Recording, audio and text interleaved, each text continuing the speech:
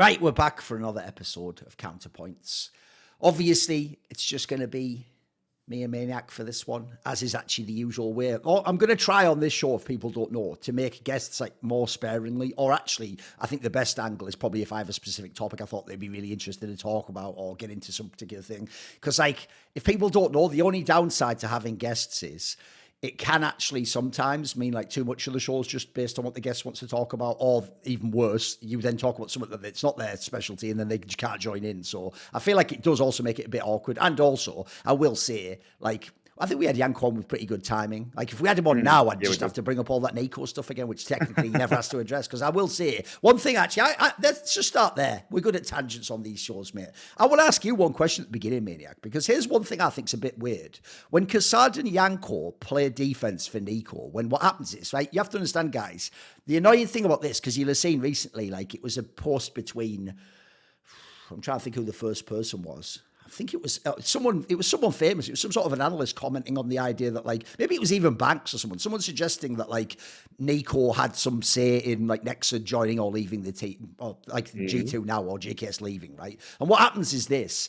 I can tell from knowing people, like knowing Yanko and knowing how people address stuff online. Really what Yanko's addressing when he fights back against that is sort of like not what that person's saying. It's the wider implication that fans have, which goes like NiKo decides, it's essentially what Stupid Overdrive said, like NiKo decides everything in his teams, and if someone joins, he decided. If he kicked him, and they just make the team how he wants. So the joke is they make it like God Emperor NiKo. He can just do whatever he wants. Whereas like the problem that Yanko has is this. He's pushing back against that by saying like, no, he doesn't do that. He doesn't have that power, and he just gets input like everyone else. But the issue here is this, because I've realized Twitter's a terrible medium for explaining some of these things, because people get too lost in it, like I say, what they think you mean by that, and what you're saying, and it's never what you actually said. So what I'll explain is this is the problem between the two positions that I feel like Yanko either doesn't get or he just doesn't address, which goes like this. First of all, even if in the team, no one ever said anything to any of the players, and they all did get asked by, I don't know, the general manager, could be the Pekka guy, could be someone, back in the day, maybe it was Carlos from G2, maybe it's just the coach, maybe it's like, currently, obviously, the Taz, obviously the past, X-Stars, all those people, right?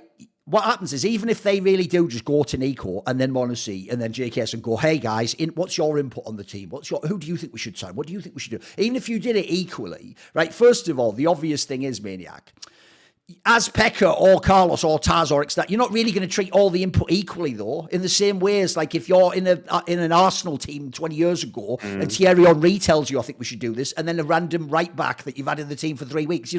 It doesn't matter that you did take a democratic input. You are not going to treat it democratically. Each opinion doesn't hold the same weight. I mean, the obvious thing to say would be NiKo basically had the whole Orcs life hanging by a thread when he almost went to Falcons. Like, it's pretty key to keep that guy happy. Let's be real. If you want all the rest of the team, it's even implied, by the way, if you think about how that move went, that like NiKo leaving or going might even have something to do with Monacy and where he plays. So like, actually, the implications are huge. But the point is, first of all, already, I don't think it's a good faith argument to be like, they all just have equal input, so you can't blame anyone. They're all like equally 20% to blame. But then the other angle I want to ask you about is this. I also just think it's a weird angle, because I would go the other way, Maniac. True, if NiKo was like being an arsehole and being the God Emperor and doing stuff like that's why this recent one would have been shocking if it was true. If he really got JKS kicked, who I thought was doing a great job in the role he was in, and it brought in Nexa, who thus far has struggled, then yeah, that sounds whack, because that sounds like, oh, what an asshole. But here's the thing, if it was just like he has input, like I said, like a star player might, like if some star player in football's played in your team for years, you haven't won like the Champions League, and he's like, look, we need to get like a better winger, otherwise like I don't know if I can stay in the project. That wouldn't be like being abusive, that'd be totally legitimate. Like what he's telling you is, for me to stay here and be my best, I need you to bring these things. So the weird angle I would spin to you is this. Dude, I actually think it's such a weird take, because I would actually literally say, and not in a malicious way, I want NiKo to have input. I want him to care about his rosters and his team. Look, don't like think you are the GM, but if you have serious input, if you really do think like we need a certain player, we need to kick him, you should say that. And by the way, you should actually hope you're taken seriously. Like, I would think it'd be a bit whack if in like 10 years NiKo retires and he goes, yeah, actually, I wish I had sort of put some of my influence around, or I wish I hadn't, like, because the obvious one to me, mate, is, you know, that whole period where this is where Yanko and NiKo came up with this narrative in the first place, was that really long period where they'd kicked Carrigan and then they just kept cycling all those boomer IGLs like Adren and Neo, and obviously it wasn't a great look, right? And the rumor at the time time even was. They were trying to get other boom IGLs like Flusher and Exist. And like they would just go. The joke is, like I really used to say, it's like NiKo just looked up all the people who beat him in 2016, and he was just working his way down the list. Because some pros are like that. They just idolize the past generation, like even Simple did with Fallen guys. Like that's why he got so mad. I said he was overrated. So the weirdest part to me is though, like I actually think it would be a mistake if you're a player as great as that to try not to have influence. Like I said, try not to make it perverted influence. But I even feel like it can potentially be a good thing for the team if you do it in the right way. What's your take on this whole topic? I'm wondering where you're at on this. So I'm relatively close to you on that one. I think what is really complicated is the community perspective and the inability for people to perceive nuance in general. Sure. And I think that's why that makes the whole dialogue pretty complicated, because on an ideal level, you want your superstar and arguably a player that has a special connection to the game. You want his input as much as possible. Like I don't buy the whole 20% for everybody. I don't think that's how it works in any sports anyway. Then it's up to the org's decision to weigh in, okay, how much this guy's opinion is worth and what are we going to do about it. That's not on the player's side to decide. But back to your point, I think, yes, it would be healthy and even necessary for NiKo to have a say in what is happening in G2. Just by his position, by his disposition for the game and what he can do, and arguably what he knows better than some other players, 99% of other professional players, I think he should be requested to give his opinion. What can happen sometimes, though, is that, as we know, either during shuffle times or roster mania or whatever, you start to have conversations with different potential teams and all, and then at the same time, in parallel, your team, your GM or your coach is trying to figure out what the hell is happening with the team, and then when you come back, change your mind, or for whatever reason, because I don't have access to any unofficial information on that one, but when you come back, then there's already been a thought process, and then you were presented with the thought process, and then maybe it's too late to say, hey, listen, this is not okay, this is what I want. So I don't know in which scenario we are here, but no, I don't believe that all players should have an equally important opinion. I don't think that is. I think all players should have the chance to give their opinion and to back it up, but then it's someone else's job and sort of mission to weigh in, okay, this guy wants this is what he wants, who do I value more, and why do I want for my team? That's the GM's role, that's higher up, that the coach, of course, GM higher up in the organization. These are the people who have to make these choices, but I don't think every player's opinion should matter the same. That's not how I see the game. I've never seen it like that. And then again, the problem that NiKo has right now, and here I'm just doing hypothesis, I don't know how he feels about it, but how I can imagine the problem he would have is that it's very complicated to go out to the community and make that kind of statement without people saying, so you decide everything, so it's your fault. You sometimes have to choose the lesser evil out of the two. So you just say, yeah, listen, I had nothing to do with this. Because you don't feel like people will give you the leeway to understand, okay, listen, yes, my opinion matters, maybe more than others, but that's not that easy. There are other implications that come in here. That's where the problem is usually. And I think some players faced with that, they just withdraw. They're like, I don't want to touch this. That's too complicated. So maybe that's what's happening here. I'd also give like an analogy to people, which goes like this. In the same way as when, let me think how to phrase this. So like one of the problems NiKo has here, in my opinion, is this will sound like a weird analogy, but I think you'll get it because I'm actually going to use players like NiKo and Simple at the rest, right? Obviously, famously, an example is Simple, right? When Simple was younger, not only was he like, I know that dreaded term toxic. I actually prefer the term corrosive maniac because it doesn't carry the same association, but it's actually even better descriptive. Like the real problem is just more the idea that if you put this certain person into the group, it just corrodes the relationships, the bonds, and ruins the morale. I think that's actually a better term than toxic, because the problem with toxic is it almost implies like, oh my God, it's just pure cancer. It's like, no, that goes too far, I think, and people have this weird association. But the notion that there's players who were like assholes, but I don't think that was even the biggest deal. If people don't know, the problem, if you ever saw that open letter I did to Simple, I sort of tried to explain this to him, is that Simple didn't get a concept that a lot of people who are very high skilled but a bit bad at the relationships don't get, which is, yeah, in theory, you are sort of owed the resources to carry if you're like really that much better than everyone and you would win the game. Like essentially, in a way, that could even be you being a good teammate. You're just trying to lead by example and do the most in the game. That's your style of leadership, right? Maybe that's even your way of making up for like personality issues. But the problem is, if you are also an arsehole to other people and you don't engender a positive feeling in them and you don't make them want to play for you, which is what you're asking for when you ask for the resources, even though it's true, they might sort of be cutting off their nose to spite their face by not giving you them and then not winning the game. You can also understand, though, because you're being a bit of an arsehole, why they wouldn't want to do it, right? An essential part, actually, to be that guy is to sort of temper it. So you want to have like a bit of this arrogance to believe, hey, I should be the one who carries. Give me the resource. I actually am the best player in this server. You know what? Even if that's Zero or NiKo, I'm simple. Give me the resource and we'll win, I'll tell you. But you've got to make that guy believe like he's not worthless for doing it. You're not taking the resources because he's a bomb. You're actually saying to him, like, I need them basically because in this moment it's better for both of us. So I would just say this. One of the problems I think players like that have is we spend so much time telling players like that, like, be a team player, don't be the ego one, like, you know, take yourself out the equation, play for the team. That I always think the problem you have is like that famous thing that recently happened this last year with Zero, where people actually think this is like nitpicking. They don't get that, like, it is a really strange phenomenon that Zero has this like unselfish nature to his character. And the joke is literally people like Zonic and Extaz are telling him, be selfish, fucking do it, please. And Apex like, fuck, we're going to lose this match if you don't start doing it, right? Obviously, it's weird when you have to go the other way, right? So I feel like NiKo's gotten caught in the same problem Zero has, right? Which goes like this.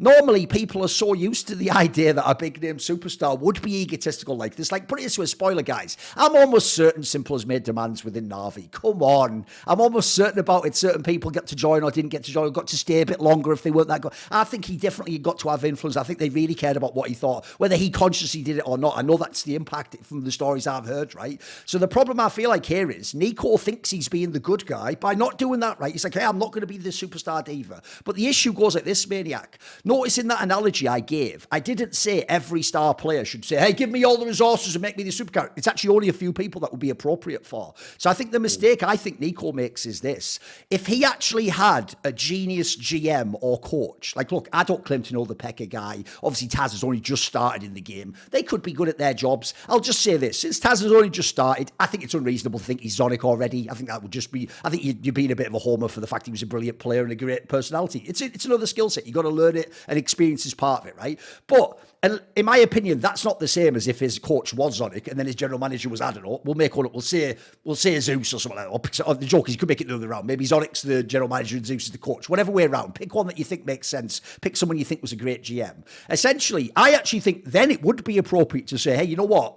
I'm just NiKo the player. I just shoot the AK, mate. You're brilliant at what you do. Actually, the best way for us to win is you take all that power. You decide the players, the coach, I'll just play. That would be, if he did that, by the way, I'd go fucking hell props. Like, you've actually sort of like figured out the system. My issue is just like, essentially, as you've sort of seen there, I think sometimes in his career, my problem was the notion that he was going, hey, I don't want like the responsibility, basically. And it's like, yeah, but then what's the rest of the sentence, NiKo? Who gets the responsibility? Because if the responsibility, like that FaZe story I told you, was they claimed, by the way, that none of those players had any input, and that all that happened was they would ask for players, and then they claim it's that FaZe takes a long time to do business deals or something, and that's why they ended up with sort of stand-ins like Adren and Neo, and players where it's not like they actually, that wasn't the top of their list to ask for, but it's more like it's just who they could get in that moment. And you know the story goes, they were trying to get like Tabson and Sharks and fucking, there was a whole bunch of Alex famously from Vitality. They wanted like bigger names, and essentially the joke is it was almost like one of those like asking mum for McDonald's, and then she's like, we've got McDonald's at home, and it's got that shitty burger she made for you. It's almost like that meme, isn't it, right?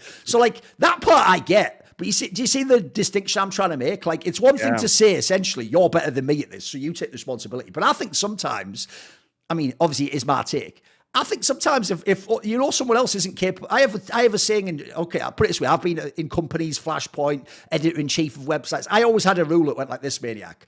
I'll give you a try to do something when we haven't tried it yet. But if I see a bunch of times you just can't do it, like I assess you're actually not capable of delivering like on the level we need, eventually it's my fault if I keep assigning you that responsibility. Like, actually, if I'm your boss or I'm in charge of this project, eventually I have to basically go, like, this doesn't make sense for you to do. So in this scenario, sometimes I think it would essentially be, that's what I mean, essentially. I actually like the overall vibe from NiKo and Yanko in this case. I agree with them. I do think in a professional sports structure, if you have competent people in the structure, you should let them do their job. You should probably just play it. You should just shut up and dribble, essentially. But I also do think esports isn't necessarily always at that position. And I think sometimes when their careers are as short as NiKo or Simple, I think some of those guys, mate, NiKo and Simple particularly, they're in the last chapter of being the superstar god carrier that can do everything. So I actually hope they do everything to maximize it, because I don't want them to just waste a year or two on rosters they don't like, you know. I appreciate that you put Simple and NiKo in the same category, knowing one of them is already inactive right now. So we'll get. Yeah, but he's coming back though. here's the thing, Maniac. That's an angle we can spin into that angle now, because there's something else. Even before, funnily enough, I actually didn't know he was in Katowice. Even before that interview at the end, where he just did announce that after the major he's coming back. If people don't know, Simple says he's coming back. Now, because he's hilarious and simple, he didn't even think he needed to let us know, will it be in NAVI? But I'm going to assume, listen, this is where it's bad news if you're actually anyone not called Simple, because I actually think Wonderful's playing great. By the way, I think he could play great. He could even be the MVP of every event from now on. The problem is, unless he literally wins the major with like a 1.8 rating, he's going to be replaced by Simple if Simple decides I'm coming back. You know what I mean? Duncan, you're missing the real idea. The real idea is to have Simple come back as a hybrid and not as a main AWPer. Oh, I know he hinted that. Which, by the way, here's the thing: that also wouldn't actually be that terrible if you consider how powerful rifles are now. Great. I even think there's a world where this will tie into what I was going to say actually, which is I already hoped that Simple seeing Z will win Player of the Year would already make him like, wait a minute, how long am I really taking off here? I've got to get back in the game, you know. Like this guy's taking like the records. But I also hope that him seeing Donk just made him think like, I've got to get back in this game, mate. Like, because the other thing you have to realize, and this is a key point I want to make, is I also do think there's like two parts to being an all-time great player. This will sound a bit weird, which goes like this. There's the part that you do where you're at your peak and you can just win as many championships as you can. But I also think it's actually quite key at the end to not retire when you're on top. The reason why you don't retire when you're on top is because ideally the dream is you still get a couple of years on the calm down, where what you do is you use like your experience and the fact that you're like battle tested on stage to just deny a bunch of the up-and-comers who one day will be your rival in history. You've got to deny them a few crowns. You know what I mean? You've got to, like, for example, he's already done this to Zero once. You've got to come back and sort of take one of his when he would, you know, he was number 2. We all would have given him.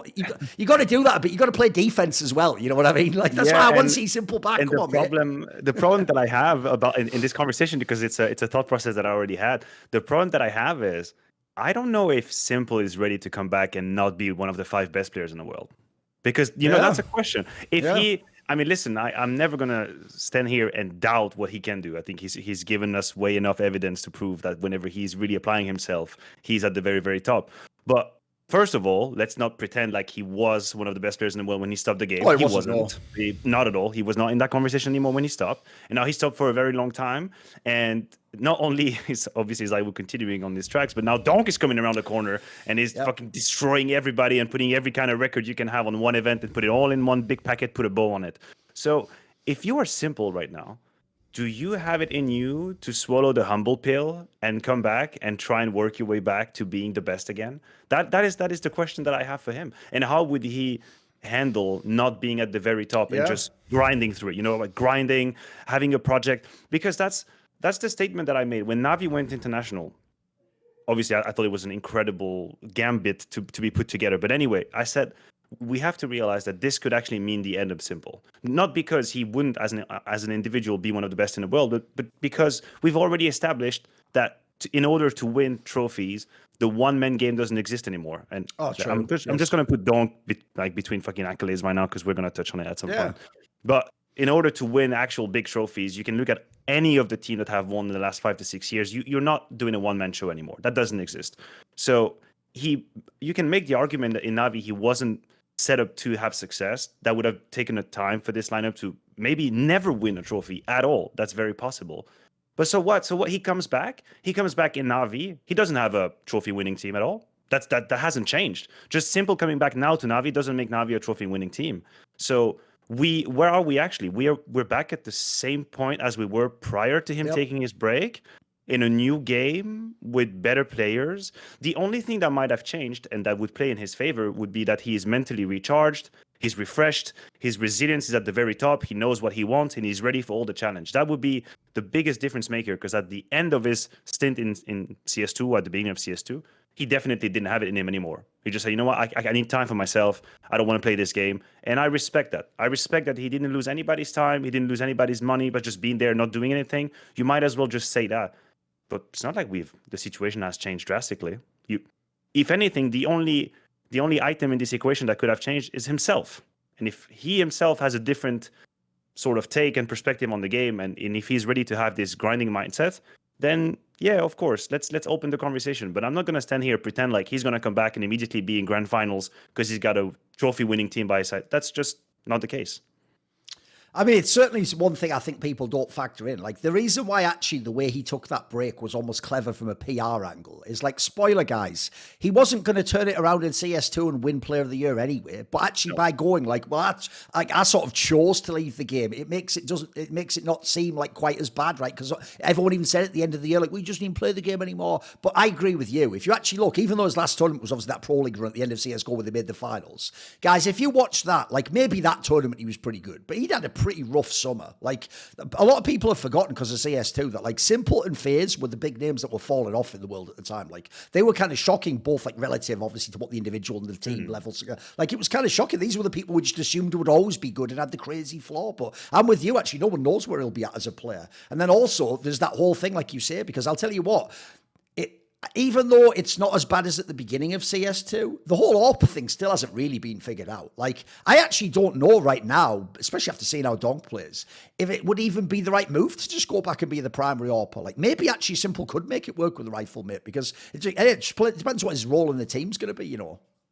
Well, that's obviously easy for me to say what he should do, and I'm just talking out of my ass right there. But I do think that, consider if he wanted to come back to NAVI, I think it might be a better move to be hybrid and leave Wonderful in that position, which I think is doing a pretty decent job. Yeah, exactly. I actually low-key think he's being a little bit underrated. Because they don't have deep runs, so why would we ever? But when you actually look at him play, he's really got something. Yep. Not anywhere near top level Simple with the AWP, right? But that's besides the point. I still think it would be a win for Simple to have a bit more movement in his game, to run around with the rifle, to be as aggressive as the way he likes to.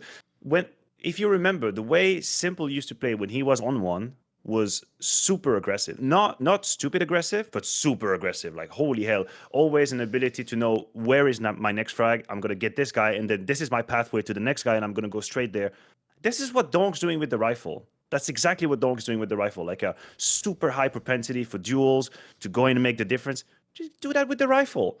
Be able to pick up the AWP whenever you want, here and there, when you feel like it. But don't be shackled by a gun that maybe you don't really dominate or master anymore right now, and then have your confidence completely shut down. As far as I'm concerned, right now, there's only really m0NESY that has completely figured out the AWP. Yes. I would put ZywOo a step below m0NESY, purely in terms of, like, expert rifle. I still think ZywOo's a better player than m0NESY. But in purely expert role, I think m0NESY is above. He's the only one that seemingly hasn't been harmed by the change of pattern for the gun, the change of behavior for the gun, and he was able to translate that to his play style, which is lightning fast, very movement based as well, very combat style. Like, m0NESY has that. The rest is kind of playing catch up. Broky's playing catch up. Sampaio had a very rough time.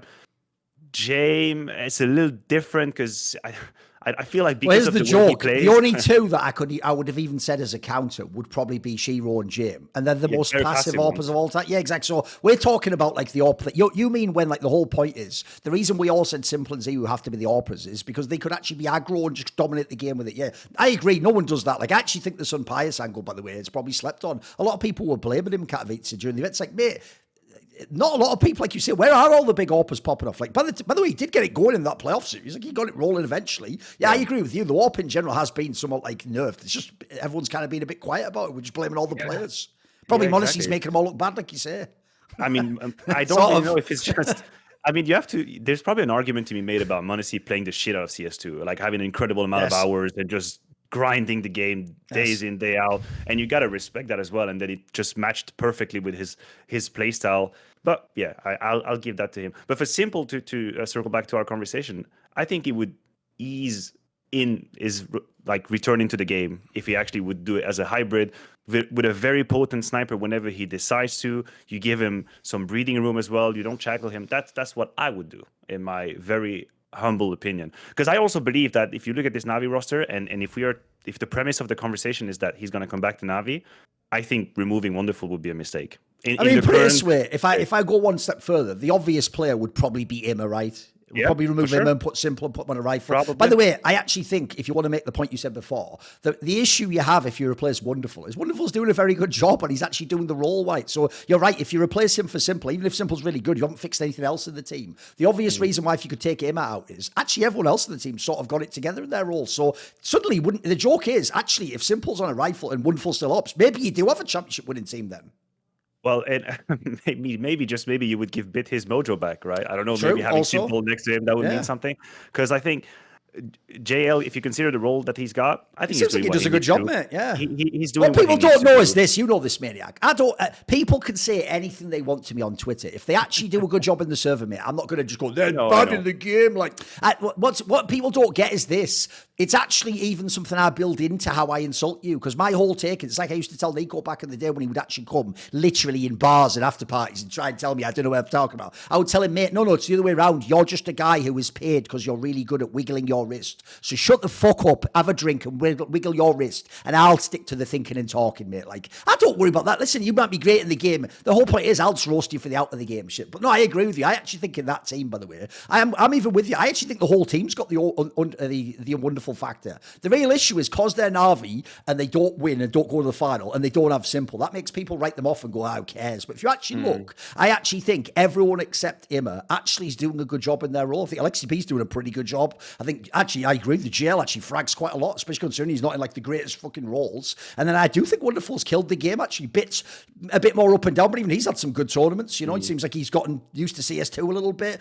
The only one I feel is Imma is the problem child, unfortunately. It's why, if you notice, here's what worries me. Haven't you noticed, guys, that every time he has a good half or a round, we all go crazy? That's a bad sign. That's a bad sign. If you're actually really that good, we wouldn't be doing that. Like it's like we all want to believe is the thing. I wanted to believe after that game of Legion run. The problem is not everyone makes the jump, as it were. You know that. Like, not everyone can make the jump up to the bigger team. Maybe too much pressure. Maybe it's the wrong team. Who knows? Who knows what it is, right? It's tough to say. At this point, it's assumption. But from talking with the guy here and there, having a few interviews and listening to what he was saying, I do think there's probably an element of like pressure and psychology where the jump was probably a little bit too hard to make, and then it can be like a vicious cycle where you are very aware of how you're not delivering when you should be delivering, which makes you deliver less, which makes you overthink it. You know, you can be trapped in that sort of. This might sound weird, Maniac, but when I had this guy on a show and I talked to him a little bit before the show, I know this will sound like a strange thing to say, but you know as a competitor what I mean. It actually scared me a bit, mate, that he sounded too humble. That's actually,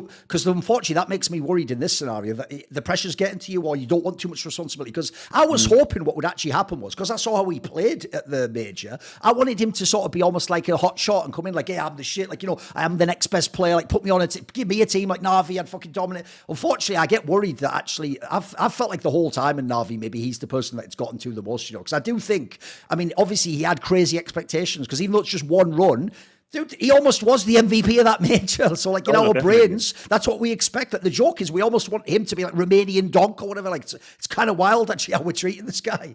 Yeah, it's fair. I also think that out of all the players in Navi, when the roster was put together and Simple was still on it, he probably was one of the most affected by Simple's moods, like mood swings up and down, and the climate. You know, I like the use of corrosive as a term that you were saying, and how it can sort of transpire and then leak into other people. And not everybody is equipped to deal with that. Like, some people don't get affected by it. Some people keep on doing their shit, and that doesn't matter. I always picture in my mind, like, the reason why Electronic and Simple was such a good duo is that Simple could do whatever the fuck. Electronic would just be stone cold and playing his game, like as if nothing was happening to his left. Doesn't matter. It felt to me, and that's again assumptions, but just from looking at them playing, that I think Imma might have been affected by it quite a lot, by the climate that was created, and then this could have been the first sort of trip down the stairs, and then after that he has a few games here and there, and we all jump on it, like you said, like we're so hungry for good games whenever it happens, we just feast like, oh my god, yes, it's happening. But over time, it does feel like the consistency isn't there, or at least not at the level that we were hoping for. That's just we gotta acknowledge it. Like the meme reference point, if someone's old school enough in CS, because everyone will know what I mean when I say if you were there, is, look, this is an extreme example. Imma isn't on this level, but everyone knows back in the day, if Anders ever tweeted like, Markelov's back, that just meant that like Markelov had like one halfway opt a few people. You know what I mean? It didn't even mean he was like great. It's just that the point is, obviously, that's the ultimate example of where someone's like an old great player from a past game and you just want so badly for them to be good now and you're like, please. But like, it just doesn't happen enough. So as a result, you really do just go crazy when they do anything in the game. I know. Counterpoints is brought to you by eSportsBet, the industry's leading crypto odds matrix. And did you know you can actually claim, if you haven't already, 5 USDT for free to use on the site? Just use the QR here. They have this Telegram group and they put all the latest promotions, giveaways in there. So basically, yeah, just go ahead and do that. You can get the 5 USDT, join that group. You'll know when all the latest stuff's coming out. Get more from your crypto with eSportsBet.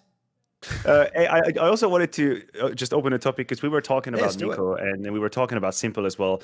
And you were having this sort of conversation around the level of ambitious and ego that can be linked and how it's connected to winning or not. I was reading this book about chemistry and I hate myself for forgetting the author, so I might just hit you up with that later on. Okay. But there was a very interesting distinction that was made, and basically this author sort of studied different teams of the baseball professional league in the US, right? And they followed a couple of very interesting characters. And what they realized was that there is a distinction that can be made between like personal chemistry and task chemistry.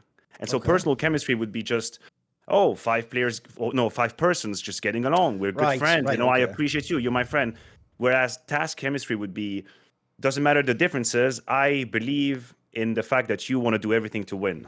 And you believe in the fact that I want to do everything to win. And in that canvas, that person or that author was talking about how some people who from the outside might have been painted as toxic or corrosive or aggressive, but within the ecosystem of the team was actually doing a really good job for everybody because there was this task chemistry and everybody understood that, yes, this guy is taking more space. This guy is being a bit more aggressive, a bit more ambitious, but that's because he wants us to win. And it's in my interest that he behaves like that. And I think this is where people who have exceptional abilities have to really walk this line. As I think teammates and the whole world quickly realize when these people don't have the win in sight anymore, but have maybe personal goals or are already thinking about jumping ship, that this is where everything goes out of balance. But as long as you really only have a genuine interest for the win for the team, it's a little bit like the Michael Jordan sort of philosophy, right? It's all about the win. And it can be rough at times.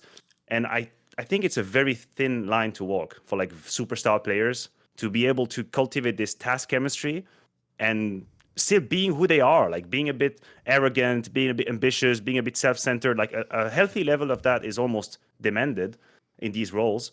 But you have to be able to make sure that everybody knows the win is what comes first. And I think that softened up a lot of the issues. And that's a distinction that I think is interesting to make when we talk about teams.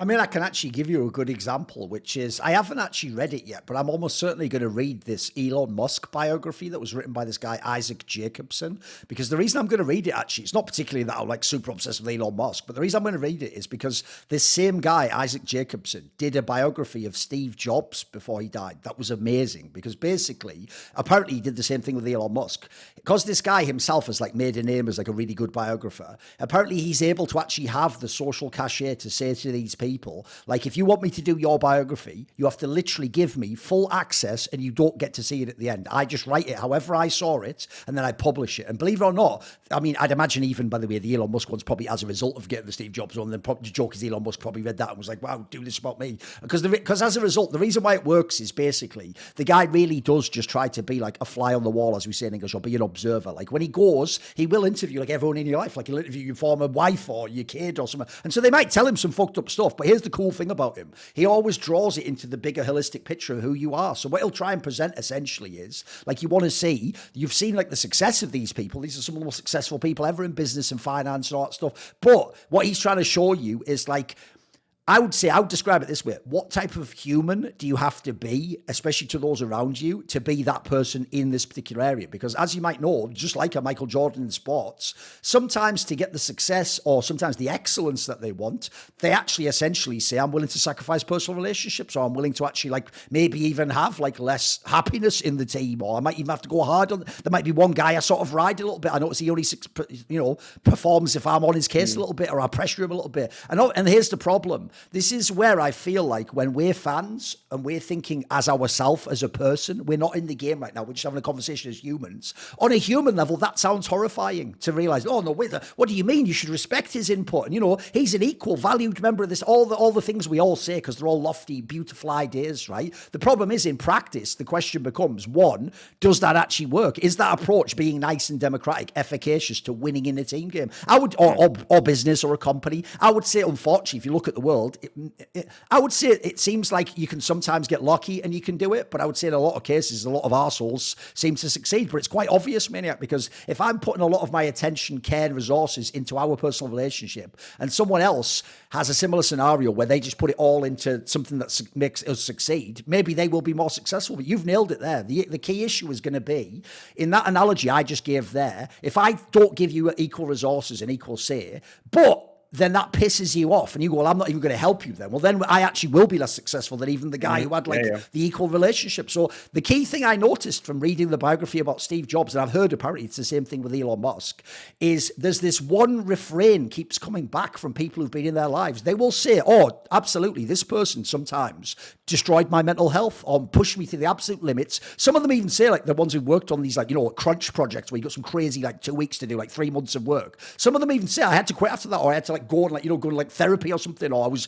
totally burned out. I actually felt at my lowest. But here's what's mad, Maniac. Some of those people don't quit, and some of them even come back after the burnout. And what they'll tell you is this, even though it's crazy, and part of me hates this guy, the mission that we were on, though, felt so important. And when I saw the work we did and I saw the success we accomplished, part of me thought, even though I don't like it, what he did worked though. Like he did get us to the goal. He got us to the promised land. He accomplished this thing. We launched the product. We got it out on time. We did, and the case of Steve Jobs, supposedly, one of the ways he would like destroy people's health basically was he sort of made outrageous demands. Like he was sort of telling you, like, we have to invent this new thing no one's invented, and we're just going to invent it in a month instead of 12 months that you guys say it might be. And the point of that is all the engineers would be like, it's impossible. But even some of them would tell you, but then, believe it or not, we got it done. But that's just because this guy, like, just was such a crazy driver of this project, but at the expense of everything else. And so what I would say is, to me, if you get it wrong in the book, I think what you'll take as the premise is, like, be an arsehole and just only care about yourself. It's like, no. Notice the key dynamic, like we're talking about here, Maniac. I think I've made a good point towards the bigger topic here,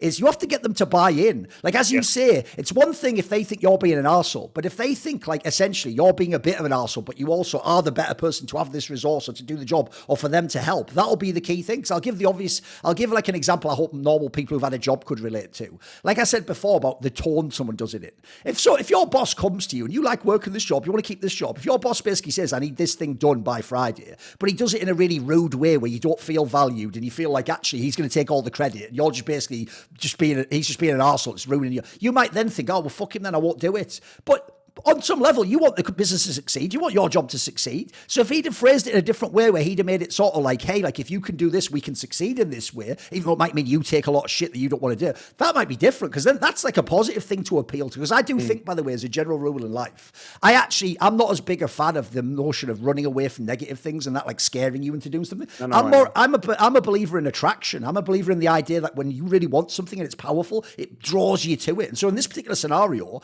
like this is why actually I alluded to before, if I was these players, I also would like in a very shrewd way work on personal relationships. So what I'd essentially be doing if I'm NiKo is my whole game if I'm NiKo is I want to convince Nexa, dude, you should want to give me the resources. I'll win you the fucking major. You know what? Fuck this. These guys say your shit as a player. I'll tell you what, if you have a fucking major with you, mate, we'll talk different games. So do this, this, and this that maybe JKS didn't do. I'm obviously giving it pure speculation here. And if you do that, then fuck, it works. Like, if you do that, I think that's the dynamic, you know. Yes, and it also requires a fair amount of emotional intelligence to do that. Because again,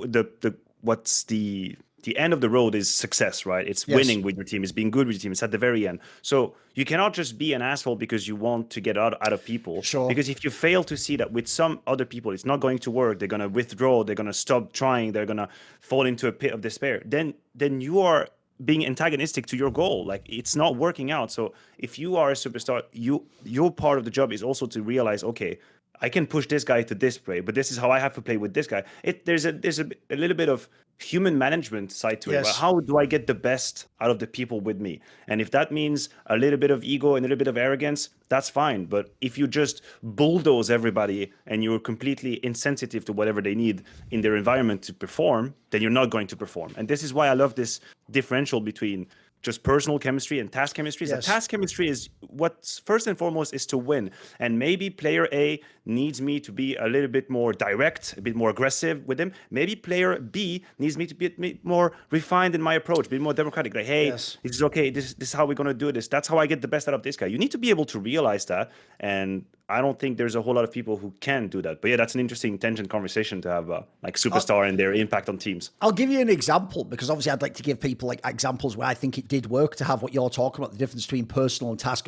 The obvious example would be the teams like the classic French teams with like Shocks and Existence, for example. Essentially, if you don't get it, guys, the reason that's one of the best examples I've ever seen of creative tension working, though. As in, what essentially happened was Shocks understood Existence is like the great IGL, and I need him to provide the structure for the rest of the team so then I can do my shit. But then Existence was like, yes, but my system is to control everyone, but fuck, you're right, I also need a superstar to win me these games against NIP. And it's like, basically, by coming to that compromise, they both just activated the task was accomplished. They became number one in the world. Like, it's and it doesn't matter that they might have not personally seen to eye, or maybe the whole time Shocks was thinking, well, if you did it more like this, it'd be like this. So maybe Existence was thinking, if you did it more like my way, it doesn't matter. As you say, essentially, they could agree on the idea. Let's win, though. Let's fucking beat these guys and win the title, right? Absolutely. That's a very good example, actually, of this entire task chemistry coming together. And I think more and more teams now, with the gradual implication of sports psychologists and all, I think it's a concept that people are getting more and more familiar with now. And being able to teach the players that, hey, let's create this distinction between I hate this guy or this is why working with this guy is complicated. Like when everything is made personal, every lines get blurred, and it's very, very hard to have an open conversation. No, hey, of course you can have a healthy relationship to your teammates, and I hope that's the case. Hell, I created friendships through esports, and I'm a big fan of them, so that's great. But at the end of the day, your job is to do your best as a player and to do your best as a team. What is necessary? How do you get there? And sometimes I think we blur the lines a little bit. And obviously, from a community standpoint, when we look at it top down, then we all want them to be nice and play nice with. That's not that easy. It's way more complicated than that when you're going to try to get the best out of players.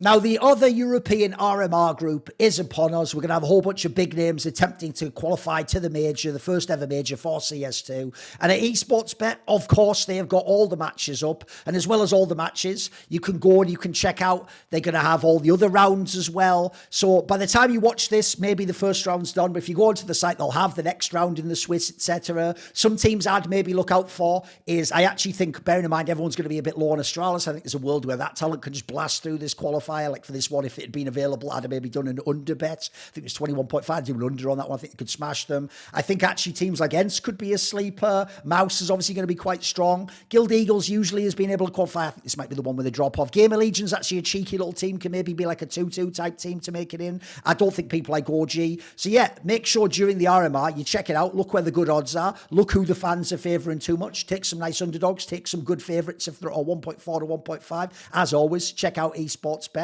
I will actually make a prediction now, but I don't know if it'll be available by that time you come. As I say, I think what I'll do here is I think I'll just do the under. I'll just say that it's going to be an under. I think obviously either team can win this, but in this particular case, I actually think I'm going to say, I'll do 1,000 for this. I'm going to do the under bet because I think Astralis is just going to smash them with the raw talent they have here. And I think it's going to be a win. All right, what I thought we could do is obviously at some point we need to talk about team spirit. Not least because a no-name team, effectively, in terms of elites and favourites. Like, put it this way, I wonder how many people actually were ever bet on this team to win Katowice. I bet you got amazing odds. I bet it'll be like 25 to 1 or 50 to 1 or something. So, like, if a team like that wins a tournament, obviously we have to address it. Like, they are essentially the revelation of Counter-Strike. But here's what I want to do differently, though, Maniac. Everyone on broadcast, on Twitter, on every show I've been watching, has done the donk segment, where they just do like a 20-minute segment where they basically wax lyrical about how brilliant it is. Now, here's the good news. One, he's so good, guys, that we've all done that already, all of us collectively. effectively. Maniac did it on broadcast quite a lot. Then secondly, luckily he is the guy. Like, he's going to do it at a future tournament, so we're going to have plenty of time to do that. So I thought in our particular case, I think it would be cool if we just talk about team spirit as a team, though, mate. That's the angle I wanted to do, because I feel like the saddest thing about the event, I totally understand why I was part of doing this, is because in terms of like both what you saw on the screen, the scale of winning such a great accomplishment early on, and the stats, it's understandable why Donk was the ultimate distraction in this scenario. It makes perfect sense. Everyone was like, in this analogy, like, our attention couldn't escape the event horizon of Donk's performance. You couldn't. Yeah. I mean, the joke is, part of me even did you start thinking like what I've only ever thought about Prime, Simple, and Zero, which is, why is the cameraman not on this guy at the beginning of every round? Do you know what I mean? Like, I would get pissed, Maniac, when he would do the 3K, but I missed the first two, because I'm like, bro, listen, I know it doesn't make sense, but I knew these kills were coming. You know, when you get that feeling, it's like, why would you ever switch? You know, even though you're right, like Observer, like in the normal meta, you're right. The CT covering door on Nuke, CT side, probably is the guy who's going to get the first kill. I don't care. Donk's on the other side of that door, mate. Go to him quickly. He's going to get the kill. So the problem I feel like is this. There wasn't time to talk about everything else. And bro, I'm not joking. Every other member of this team and the team as a whole needs to be talked about, mate. Like, this was not. Here's what's crazy. It was, by definition, statistically, the most dominant performance ever, of course. But what's bizarre is, actually, it is the case that most of the other ones you think of, like Prime, Simple, Prime, they usually were when they were the one-man carry. And actually the joke is, like, Simple sometimes even lost. So did Zero when they did those performances. What the crazy thing here is, I've never seen this before. Someone did what looks on paper like a one-man carry if you only look at their stats. But then you look at the rest of the stats. This is why, by the way, you'll notice, Maniac, one angle I never do. I'm very much against this, but I'll let other people have their own take, is I don't believe that shit of like, well, you can't blame the third player because all the frags were gone because of Shiro and Axats. Like, do you know maths, guys? Like, 5 times, like, it used to be 16. Like, there's so many more frags than Yorick's. You're talking like there's 40 frags in a game, guys, and a guy drops 20, so there's nothing left. Like, there's always enough frags. Like, that's just not the case. And I think this team proves that, by the way, because Donk had, like, the most insane stats ever. By the way, Shiro and Zontic's absolutely fine, carving out their own, like, fucking mini MVP numbers. So yeah. I think if you look at the rest of the team, look, I want to make it clear at the beginning, we could literally just make this about Donkey was that good. But I also want to, let's give the props to everyone. Let's give everyone their flowers. So, Maniac, the first thing I want to ask you is this. I know it sounds mad, but I actually feel like Shiro just had the most invisible op. Like, I can't remember I think his rating was at 1.25 or something mental for the event, Maniac. He had the quietest 1.25 op performance I've ever seen. Because, you know, I saw someone on Twitter say that if you're Shiro, you're never going to get to win the MVP because of Donk, right? And so I gave that analogy that I used to say the same thing happened to Fur with Cold Zero. Because of Cold Zero's style, he'd always win. But I said, here's the difference. I used to feel sorry for Fur because he was taking all the chances. In Shiro's case, if you are the passive AWPer and somehow the aggressive Rifer outperforms you, I have to just say, I think that's sort of the way it should be, if you know what I mean. Like, if he's doing it all the... Because give me that take. Give me some thoughts on Shiro's obviously back, by the way. I've noticed people didn't mention that. Like, dude, he's back. He's fucking sick. He's still really great. He's won a massive tournament. What are your thoughts?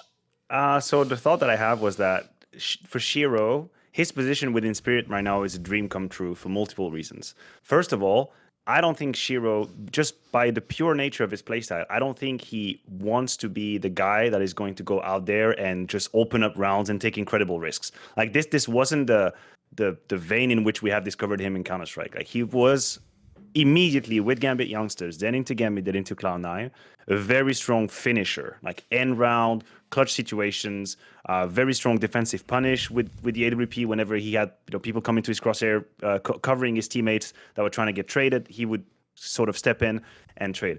That's exactly what he needs to do right now in Spirit. Like, the equation between what he wants to do and what's needed from him is almost like the correlation is almost 1.0. Like, it's beautiful. What he needs to do in Spirit in order to win and what he wants to do in Counter-Strike is almost 1-to-1. So as a result, yeah, there's going to be games where he doesn't really see too many people. Like, if the first line of offense is being successful, there's going to be situations where he just won't see a lot of people. And you know how Counter-Strike is being played at the highest level now. If you have a 2-for-1 traded to a bomb site, it's trading to save. We're not 6 years ago where people were retrying 3v4s all the time and you would get massive kills. If the first line of offense is successful, you won't get to see a whole lot of people. Turns out Donk opens up 50% of the rounds. So let's put it this way in the offense, right? But I think what he did that I appreciated within the run of Spirit is that here and there, very sporadically, there were moments where halves were on a knife's edge. There were a few moments where there's a clutch that needs to be won, If it isn't, it's going to change the course of the game. It's going to reset financially. It's going to change the meta in terms of like what strategies are available or not. And more often than not, he won them. Like whenever he had to, he won them. For example, the second map of the grand final versus Phage is very, it's the perfect example to use here. You can look at the final numbers of the final and it will tell you a very clear story that Donk had an incredible final, 1.93 rating. Just shut up at this point. It's just out of this world. But if you did not talk about Shiro and Mirage, then you miss an important part of the story, because there are more than one time where he clutches at the end round. He's got the opening kill on round 24 with the scout. He's got closing kills with the AWP in post-plan situations. Like, this is where he needs to be his best Shiro, which is a super safe pair of hands, not panicking, and making sure that whatever advantage Spirit is being put in, that's going to turn into a round. That is going to be closed immediately. You give him a 3v2 on bomb side, the opponent is trying to retake it, that's it. He's closing it for you.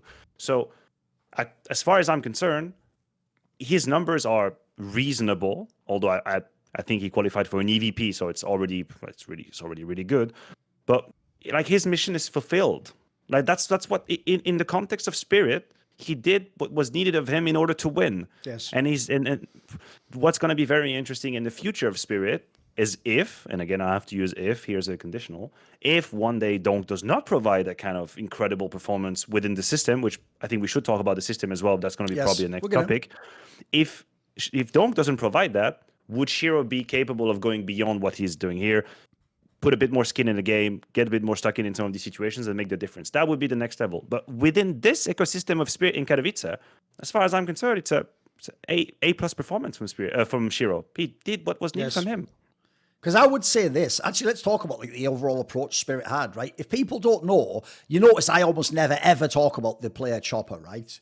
I know, here's the problem. I get the sense a lot of people love this guy because they're on that thing of like, I like him as a person, or he seems like a cuddly teddy bear, or you know, or like the thing with Major where they just know you've been around years and years and you've been struggling, but you haven't had the success, and you know, and then you get the breakthrough finally. I get that angle. By the way, I am human. I do understand why people cry when they qualify for the majors. I just think personally, like, I don't really care that some Portuguese team's going to get banged out in the first round of the Swiss Maniac. You know the way I am, mate. I can't make myself care about shit I don't care about. Like, I'm like, listen, if I was at home and I had tissues and chocolates and I was fucking, you know, it's a Sunday night and it's raining, maybe then I'd get all emotional. But when I'm watching the tournament, I'm not like that, mate. You know I am. I'm like, skip this, get to the next one. Like, I'd obviously rather have fucking even an IP there for the lulz, wouldn't I? Like, I don't give a fuck. Give me the narratives and the stories. But what I will say is this: I do feel like people really misunderstood. Like, dude, I think something's changed about this guy. Because remember, the original Chopper was the guy from Vega Squadron, right? Guys, Vega Squadron, I used to think, the joke is I called Virtus Pro now anti-CS. That was like anti-CS on the opposite end of the spectrum. You know, they used to just literally just rush and just have SMGs and stupid CZs. And essentially, it was like 5 JWs just playing you every round, just like swarming you all the time. And then the joke was, hence why famously FaZe Clan did lose that BO1 at that major. The joke was, it's like, they're not going to win often doing that, but if they hit you that one time and the right players are hitting, like Amir or something, then yeah, they could just knock out in a BO1 seemingly any team. But they were also the ultimate team that after that, there wasn't much more than that. So unless they had people just essentially going for like the crazy haymaker to knock you out, that was all they had. They weren't actually a top team. I'd even say the analogy is a bit like Space Soldiers. Space Soldiers were the same thing. They could upset you in a BO1 on Cobblestone, but if you put them in a series, you could bet like any normal team with normal meta CS would win the series, right? My problem is this: if Chopper did that in past teams, because I did think that Spirit that had like Dexter, for example, that made that like semi-run at PGL, they were like a solid team, but they didn't actually look that great tactically to me. And I thought actually some of the players looked a bit lost sometimes. This team looks night and day compared to that, mate. Like, this team actually, I think, I was talking about this before we came on because it's a point I've been making on my other shows, but I think even the way they use Donk, mate, is so shrewd. I've never seen this from a rookie. Like, this is like, the joke is, it's like they really do know. It's like they must have a crystal ball. It's like, it's almost like Maniac. They looked in the crystal ball and they saw Donk lifting up like #1 player in 2024. And they were like, oh shit, wait a minute. If he actually ends up being the best, why don't we just from day one build the team to give him all the resources to be that #1? And it's like you're like in some loop of which one was first, because in this scenario, they actually played at this tournament, guys, as if he already is Prime Simple, except on a rifle. So I guess Prime NiKo or something here. Because he didn't just, here's the problem. It is true. You can't actually underestimate the totality of, like, when you see those stats, the reason why those stats defy all Counter-Strike history is, 1, he is not ever using an AWP. 2, he is an entry player. And 3, he actually does just take duels all the time. But even with that context said, if someone was going to do all those things, here's what I would do to make their job amazing. I'd give them loads of flash assists.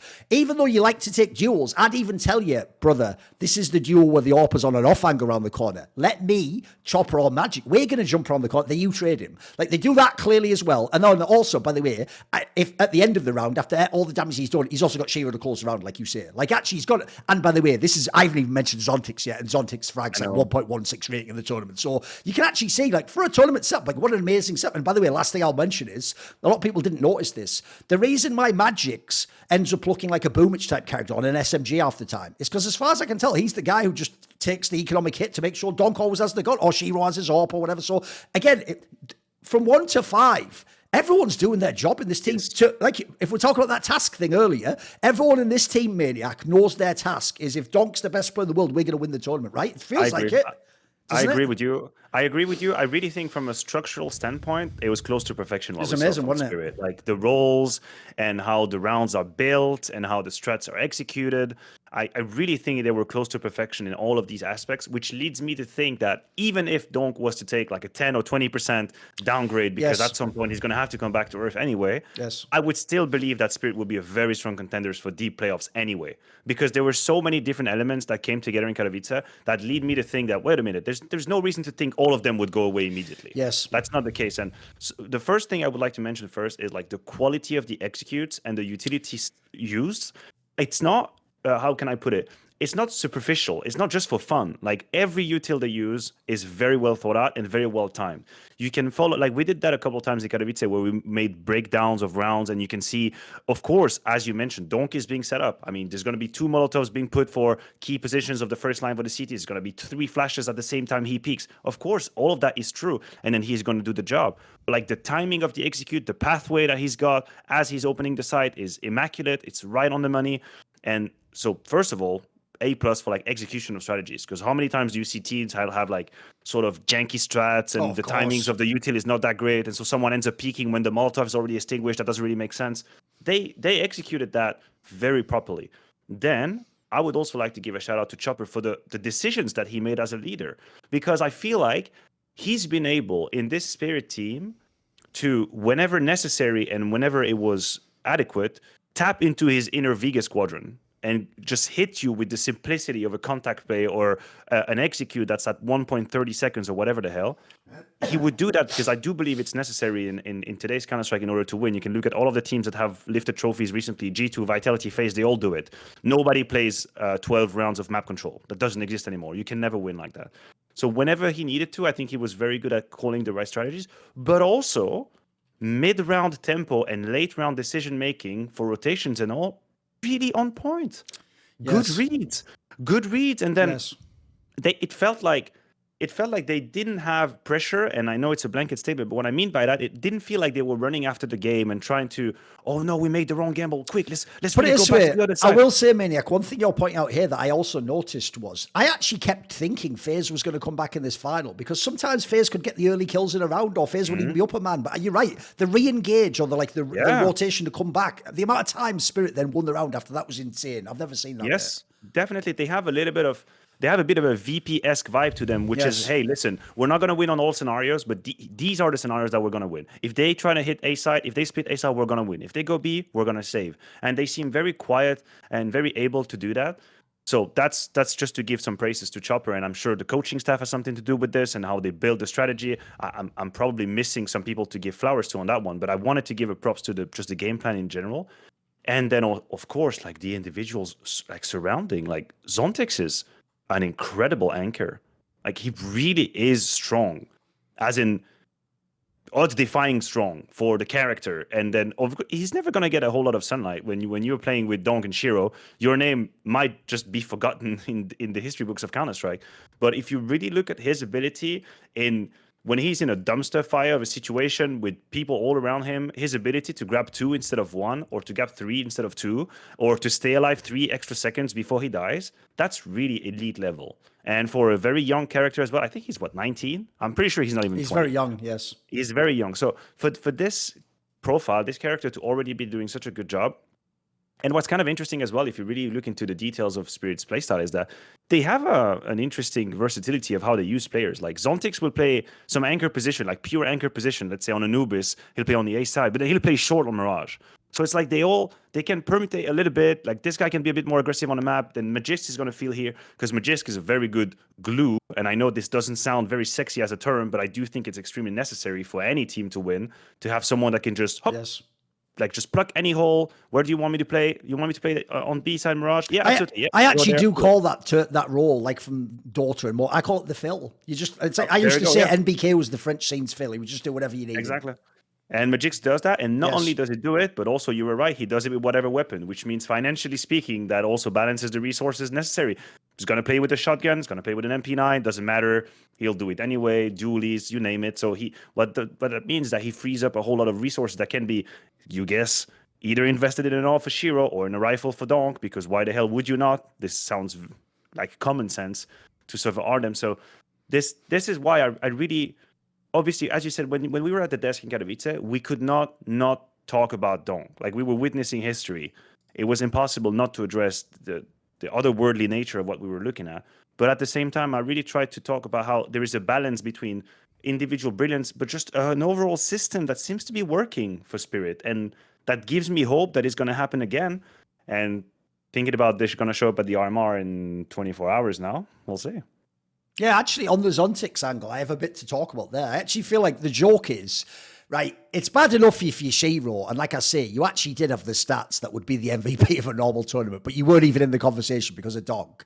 And then, if you think that's bad, though, like, if he only got a drip of attention, there was nothing. It evaporated by the time we got to Zontix. Like, because I agree with you, mate. First of all, I don't think people realise. I think at the end of the tournament, Zontix had a 1.16 rating at also his first Katowice, guys. Like, I looked this up because he's not only young, he's also mega inexperienced, mate. I looked this up on, if you go on to, like, Wikipedia, he's played 5 LANs ever on there, and one of those was Blast Groups, by the way. One was Boom Dakar, which was that recent one, and one was that, like, Dunav party that was just CIS teams. That's it. And then the one, like, was in 2021, which was a Ukrainian championship. So, like, basically, he's played Blast, and then now this Katowice. Just the groups of Blast, and that's it of Tier 1 CS. Like, BetBoomer had the teams, but obviously no one ticks the tournament, that Series C, and also it was just a kind of weird tournament in terms of results. So, this guy's mega inexperienced, but I'll tell you what, Maniac, here's the crazy thing. Normally, if I just looked at the stats page, this is the most obvious player to go, well, there's no way that number could maintain. Because, like, yeah, probably the rating number's too high. But as you say, if you just look at what he does in the game, mate,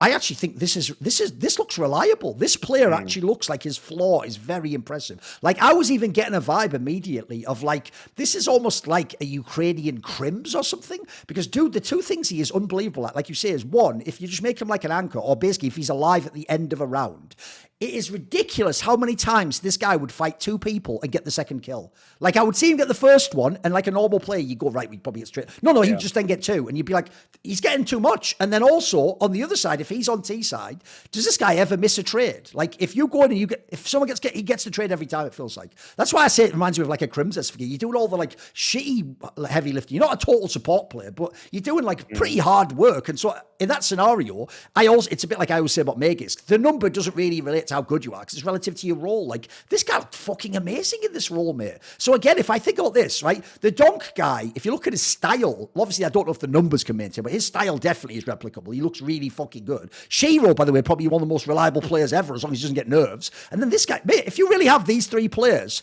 this isn't a flash in the pan. Like, this team can do this more. Like, I'm not going to, obviously, like you say, especially when someone does the numbers Donk did, you have to, like, take a little pause and shade in the possibility, you know, they're like the 3rd best team in the world, but pretty soon, they're definitely legit. This squad is fucking legit. Like, I'm with you, mate, the Zontix guy. This is the real revelation. Like, I knew the Donk guy could be good. I had no clue some fucking rando guy I've never heard of who's played at, you know, like 4 LANs before that is going to come and do this. Like, this is monster stuff. How often do your 3rd best player do that? Not very often, even in big teams, right? It's a super underrated topic, of course, like Zontix angle. But what really is for me fascinating from like a human standpoint right now is now that Katowice happened, and they had. Oh, and by the way, that line he also said, I would normally make fun of that. You know, where you go, I don't care if anyone cares who I am. If I win 10 championships. Yeah. Well, then you immediately won a championship. You know what? Fair play.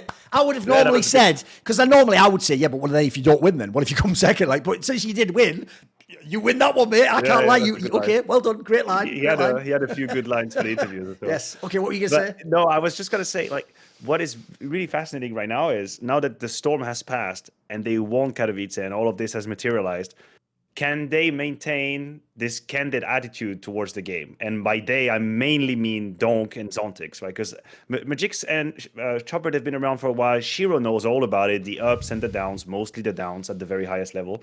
But I'm just wondering, there was such a light-heartedness to Donk playing Counter-Strike, you know, as in he doesn't perceive how important what he is doing is. Like I am perceiving that. I'm watching him play, and I can already imagine all of the consequences and the ramifications of what he's doing right now.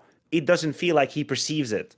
He is it's to a certain degree oblivious. Okay. He's relatively oblivious to how extraordinary what he did is. So the analogy is, you think essentially he's like, you know, when Wile E. Coyote chases the Roadrunner off a cliff, but it's only when he looks down that he realizes he's off a cliff. So to you, Donk's like, run off the cliff, but the key thing is he hasn't realized it. He's off the cliff, so he's just running still. He just goes on, right? Okay. So I just wonder, is there going to be a moment, because I absolutely loved his attitude, and he was so genuine when he was answering this, and he was just like, oh, you know, I just love to play the game and I have such a good time and I love my team. And I'm like, bro, like I love all that you're saying right now, but how are you going to deal with this realization that, wait a minute, I might actually be the best player in the world right now. We're the best team in the world right now. We're going to the major. Oh my God, we might win the major. Can you imagine? Oh, there's pressure to win the major now, mate. Like for real. Yeah.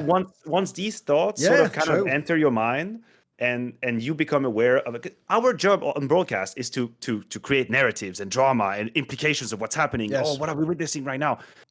As a player, you would want to shield Donk from that forever and ever. Sure. Just like put him in like a sensory deprivation room and just be like, listen, just play Counter-Strike. Like, don't listen to any podcast. Don't do any interview. Don't go on HLTV. Don't worry about it. Just do what you do. But it's not going to happen. To a degree, it's going to find its way to his mind, right? And I'm just unsure how they as a team and he as a player will deal with this realization that, oh, wait a minute, like maybe we just gonna win everything. We can win everything. Maybe I'm the best in the world. Maybe I'm the greatest prodigy ever to touch the game, right? So that's what I'm gonna observe in the next few events is like, is anything changing from this? Because usually there's supposed to be a ramp up for players, right? Think about Simple, think about Zaiwu. There was always a ramp up to the point where you win an S tier elite event and you get your MVP and all. But here, there was almost no ramp up. It was just like 0 to 100. Like, that's it. Oh, one Katowice, I have an MVP, and I destroyed the individual's record of rating at an event on day one. It's like, holy hell, how do you deal with that then? That I'm not sure. That's sort of my question. Oh, I know what you mean. Like, put it this way, it actually is. I would even characterize it similar to you. It's not even that I want it to be the case. It's like I'm sort of scared it is. Like, essentially, if this is the one guy ever, can he really defy fate forever? Like, everyone has a bad match. Everyone has a bad fight. Everyone has a match when the nerves get to them. Like, the funny thing is, what you're talking about earlier with, like, players like a Simple, etc., who obviously the obvious best analogues because they were super prodigies. What actually usually happens is exactly what you're talking about. It's not really, by the way, that, like, the opponent was better. You know what? Some of these guys have had upsets earlier in tournament. Like, remember, Simple was, like, running them to the Cologne final, guys, with fucking Team Liquid. Like, he's already beaten the best teams in the world. It's not really that SK was unbeatable. I think what happens is this. When you're in the midst of the run, like the Roadrunner phenomenon we're talking about, like you're just in the middle of it, you just frag it out, it's working, it's happening, you can't believe it, but you know what, you're in the game, you're immersed. The problem is when you have that time to think about it after the match, and then you are going like into a final, for example, and suddenly now you're thinking about things you never were thinking about before, like, hey, maybe we're the favourite here, maybe we can win. Wait a minute, if I play well, I can win the tournament, but what if I don't play? And all those thoughts, those intrusive thoughts come in, right? The problem is, those happen to everyone. So I have to say, the real joke goes like this. Either, definitely, Donk will have one tournament where he has a big drop-off, probably soon. Or the real joke is, what actually makes him exceptional isn't even the impossible mechanics. It'll be that apparently he's the only player ever to have no nerves in any context. Like, that would even be more transcendent, in my opinion, than the skills, which look bonkers as they are. Because I've never seen that ever, mate. So, like, I've seen the greatest players of all time, NiKo, Get Right. All of them have the times when, it gets to them, or The joke is sometimes it's not even external facts. Sometimes you can just get in your own head. Like I can tell you straight up from knowing Simple over the years, some of his absolute worst finals are ones where actually he went in with actually the mindset probably a fan would want him to have of like, I've got to 1v9 this whole thing and be the best player in the world. And I'll tell you what, that's what destroyed him, because then he did stuff like went for pushes he shouldn't, or like forced on a round where he should normally sit, because essentially he couldn't trust the game. He couldn't trust that his team could do anything. And he himself put the pressure on himself. It wasn't even reading fan comments. It's just thinking myself, like, if I don't win, sort of, it's my fault. Like, that's not the great way to think. Like, Donk so far, somehow, I agree with you. It's not even, you notice again, it's like the Immer thing. It's not that he then comes out and goes, yeah, well, I am the best player ever, actually. And basically, why would I be scared? I was shitting on Rops and Carrigan on practice. No. He actually talks like he is just a kid who's just like, I can't believe I actually, this is great. Like, I'm doing my best. I'm playing well. And what do you know? I've won the tournament. But I agree with you. Part of me's just like, wait a minute, this almost sounds like it hasn't actually hit him yet. Like, he hasn't realised yet that he hasn't just gone to LAN and played well. He's just won like a tournament that like Carrigan and NiKo spent like 10 years trying to win. You know what I mean? Like and in one tournament, we're now saying you might actually end up being the GOAT. Like, that is a lot of pressure. So if it ever pierces that veil, I know what you mean. I'm a little bit concerned. Like, I luckily, like Simple at his prime, you do think to yourself, maybe these can just be the aliens that defy like all rules. Maybe. Yeah, maybe. But I'll just say human nature and history tells me eventually he's going to have a dip. Of course, you know, he's gonna have to. Come on, you're right, and then this is gonna be the moment where we get to discover about what he's made of and what the team is. Oh, and by the way, don't worry, HLTV.org. They won't just be like, wow, Donk. They will actually, the thread will be like, Donk fans come here, he is washed. Like, listen, in that way, they'll be on brand in that regard, minute, because they'll definitely do that. Like, the haters will just claim like it was a one tournament fluke and he's washed now. You know, of course. Bro, it's like it's such a complicated position to be in, because I value time and consistency over time really, really highly when I rate players. That's one of the reasons why I never entered ZywOo in the GOAT conversation quite yet, because I really wanted time, years and years to pass. But the problem is the magnitude of Donk's performance in Katowice is so high that I feel like it's not even genuine to play it cool because it's one event. It's disingenuous. Like, you cannot actually just think that, wait a minute, this was just one event. If you actually paid attention to what was happening, you cannot. And some people were really mad at me because I made this tweet where I said 3 names I've changed the game from the moment they started playing. Oh, right. Simple, ZywOo, and Donk. Yes. Some people were mad at me and they said, what the fuck? What about NiKo? What about m0NESY? What about Get Right? What about Device?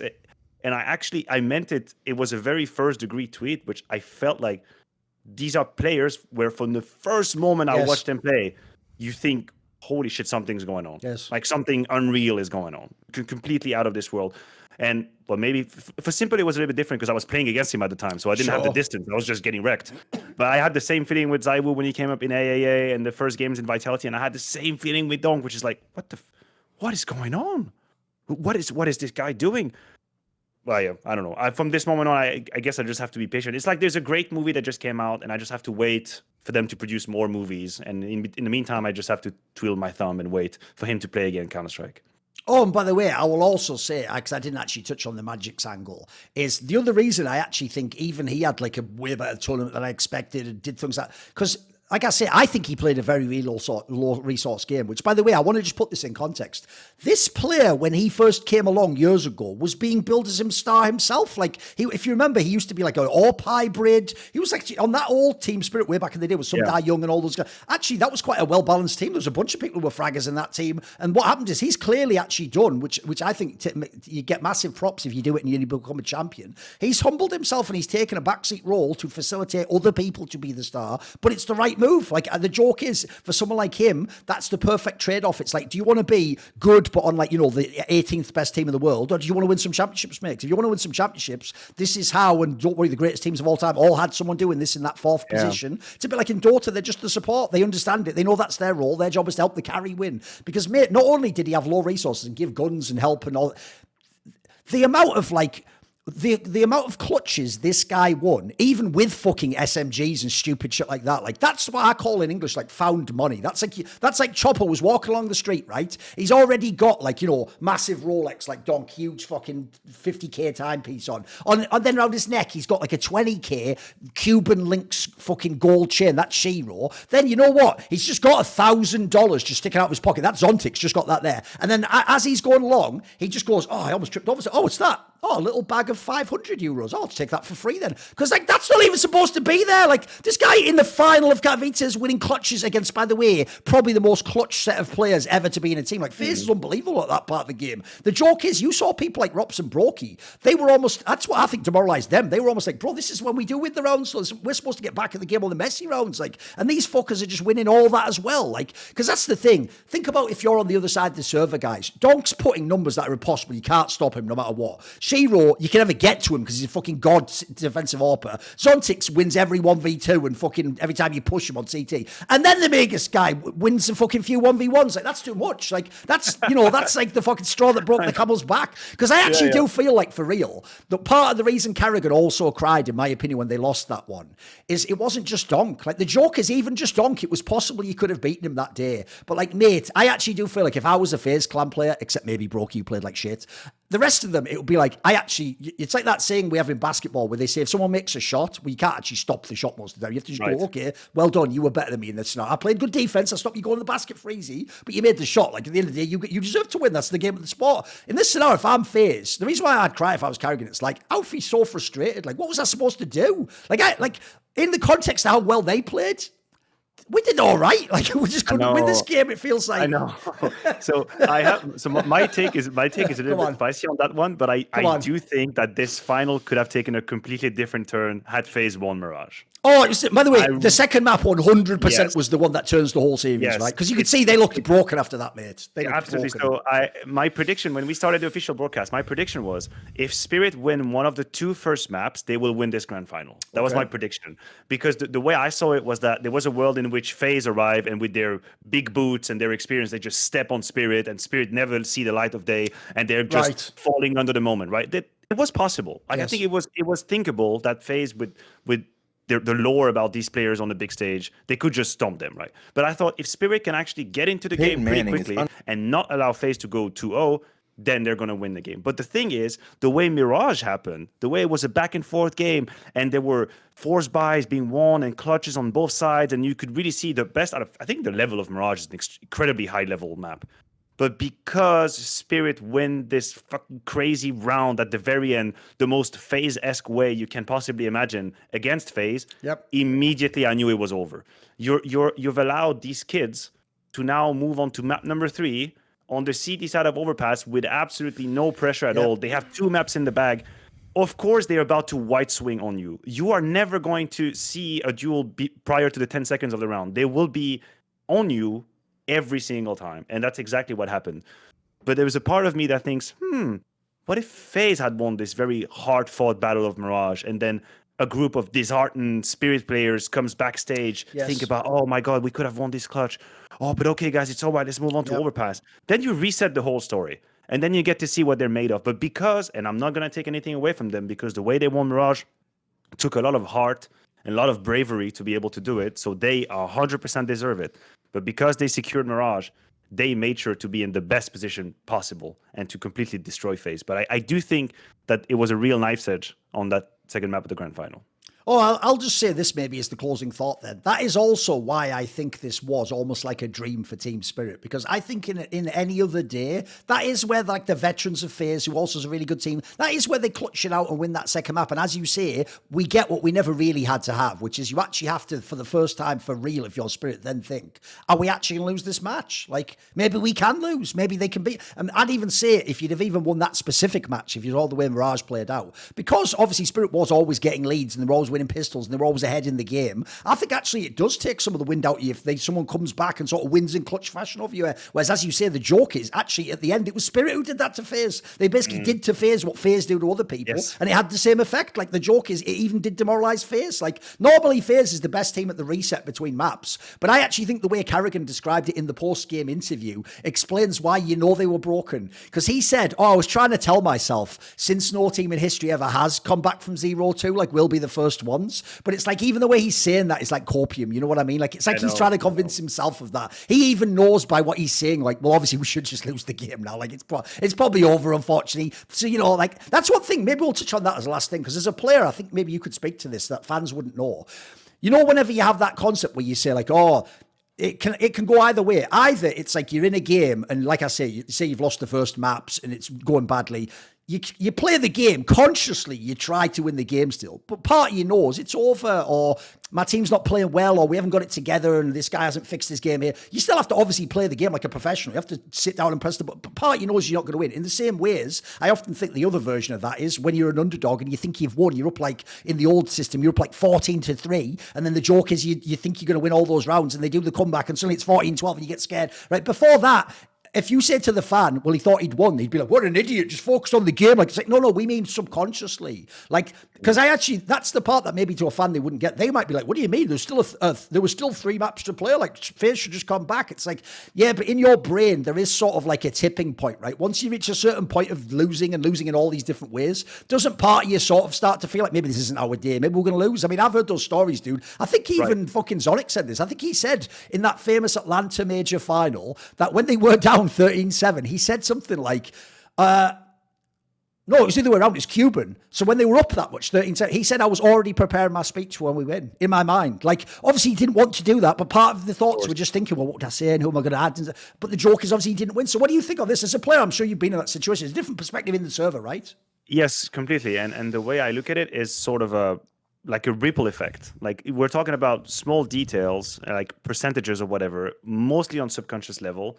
But the way I look at it is how, as the map progresses, your sort of psychological environment is slightly going to influence how you play, and then how you've played will then influence how you feel the next round, will then influence how you feel the next round. That's a little bit how I feel. And the strongest team out there are usually able to catch themselves in that movement and sort of like latch on to what's happening right now, like Hick at noon, and just focus on this without just getting the big picture get to them.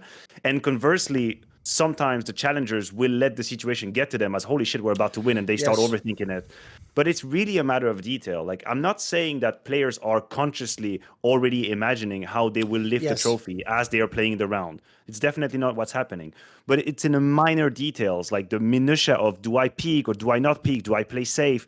There's the kind of thing that it sounds like blanket statements, but if you were really to analyze in the very detail a game of Counter-Strike, you could almost visualize tension in terms of, hey, did I overpeak this angle? That was a 4v3. Why did I re-peak? Why did I give away this advantage? This is how I see it. I see it as a chain or a wave of mini actions, mini details that then get bigger and bigger, like a tsunami, and then eventually it's out of control. And the best of 5 of an event like Katowice is very specific and very unique, because the cushion that a 2-0 situation gives you is so comfortable psychologically to know that you have 2 maps in your bag, and now you can really go out there and dare and try. The most apt comparison for me, as I've watched a whole lot of tennis, is how a player would be 2-0 in sets in a Grand Slam, and outside from Federer or Djokovic, nobody would come back from that. Like, this is like a 95-5 sort of situation, because they now can play with such, like, they're so liberated and free in the way they play, because they don't have to worry about the what ifs and what if he comes back and I'm going to be in danger. This is what I felt from Spirit. And then for FaZe Clan, if we take the other side of the equation, I don't think they went into Overpass thinking, oh shit, this grand final is over, let's pack up our keyboard and mouse. No, definitely not. They were definitely trying every single round. But I think as the game progresses, they probably realize, holy shit, these kids are not afraid of anything. Like, and this can feel very helpless and very hard as a player when you are in a game and you feel your opponent sort of catch on fire, and you know the way they take duels with you, you know the way they rotate on the map, you know the way they're 1 second ahead of you, they always have the good reads because they're in flow state. Only the strongest of the strongest team are able to make a comeback in that scenario, and that's why it's so historical when that happens, and that's why we talk about it. But yeah, so that, to answer your question, that's how I see it. Sort of small little details who then create their own little reaction to then create their own little detail, and then, it's kind of a ripple effect. That's how I see it. Yes, I would just say this. There's a famous story that goes that when Muhammad Ali fought, I think it was George Foreman, some like really scary other boxer that was really powerful. One of the things he did psychologically to win like the battle of the mind was when he got hit by a really good shot by this boxer, he just said to him, even though it was a lie, it was gamesmanship, he just went like, is that all you got? And then the idea was that got in the guy's head, because the guy was like, fuck, he's right. That was like my best shot. Wait, and even though it was a lie, like he actually was sort of like holding in the pin and sort of the premise. You get the point is like when you feel like I've done everything, I can't win. Because I agree with you. The last thing to say is this: Spirit doesn't play the way they did in that overpass game, guys. They did that because, as Maniac said, they were up 2-0. They literally had the freedom to know we've got 3 maps to win, and so at that point, it's like fuck it, let's style on these motherfuckers. And then they really did do that, which is also why on the other side, if you're FaZe, that's what really breaks you. You're already down 2 maps. You already know it's going to be hard. Basically, you know everything almost has to go right, and then they're even doing like rando FPL Ferrari peaks onto you. Like if that happens, you are just going to think like, you know what, it's not my day, is it? Fucking how long has this got to go? 40 minutes? Like what flight we getting? Actually upgrade me to business. You know what I mean? Like yeah, party is just going to think I've tried everything, mate. I've tried everything. Esports Bet always have all kinds of promotions running based on deposits, ways to get extra crypto, to get their esports coin. But right now they have one of their best ever that they've run, and it's for a limited time only, because to celebrate the Lunar New Year over in China, they've done a Chinese New Year red letter frenzy promotion. So what you do is you go on the site here, and instead of going to the usual esports part, go to promotions, click there. You can see here, it's the one on the very top left, still going to run for 30 something days. Red envelope crazy, and basically Frenzy, what it gives you is this. You have to go here and apply it. So you have to make sure you do all the stuff here. You can contact the customer support, ask about any of the terms and conditions. If you deposit 100 USDT, you will receive an extra 100 USDT. So it's a 100% match. You'll get 100,000 ESC esports coin, which is their own token that you can make bets and predictions with and even convert into USDT. Check out other promotions. And even though this is CS, if you want, you can make a risk-free League of Legends bet in any tier 1 game. So if an LCS, LEC, LCK, LPL, or PCS Spring. That has to be your first bet. Contact customer support for information. Basically, you can just make a risk-free bet. You can make a bet, and if you lose it, you get the stake back. So even though you're not a league person, want to check out Competitive Edge and stuff that we do elsewhere for league bets, but also you can just go and basically contact the customer support, pick a nice league game in those ones, and just get a bit of extra value out of the promotion, because this is better than the usual deposit promotions, because it's to celebrate the Lunar New Year. But as a result, it runs for a limited time only. Take advantage while you can. Everyone can do this promotion. It's not a first-time deposit one, but you can only do it once, so make good use of it.